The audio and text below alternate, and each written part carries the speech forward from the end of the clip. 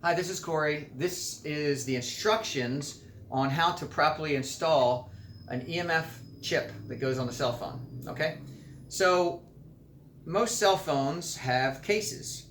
The way that the EMF chip is going to work to its maximum power, which is of course what you want, is if you can get it as close to the battery, the power of the phone, as possible. So we like to put it underneath of the case.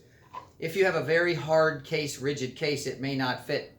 I would guess there's somewhere around half the cases that have some flexibility, the rubber cases, and some of the hard cases sometimes do fit. This one's kind of rigid, but you can just try it out. I usually like to put the chip in the middle of the phone and then place it in the middle like so, and then put the four corners, press it down around the phone. Let's try one more time. So press it around the four corners and it pops right on. And all you need to do is check to see if your side buttons are working, and then poof. Now, why can't we put it outside of the case? Well, you can. There's double-sided sticky tape.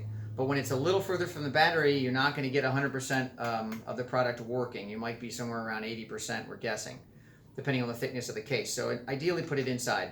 The second big important thing about how to use this properly is, you notice this is a pop socket on the back of the phone. It's meant for holding the phone.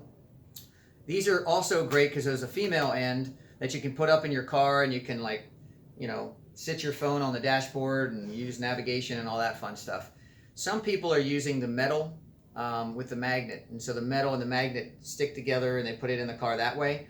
If you put metal, something else metal or magnetic, back here with our EMF chip, it's not going to function properly. So we say, please don't do that if you want it to work right. So we should take stock, and we would suggest, if you need something to hang your phone up in your car, we would suggest the pop socket or anything that's plastic, not metal. That's it.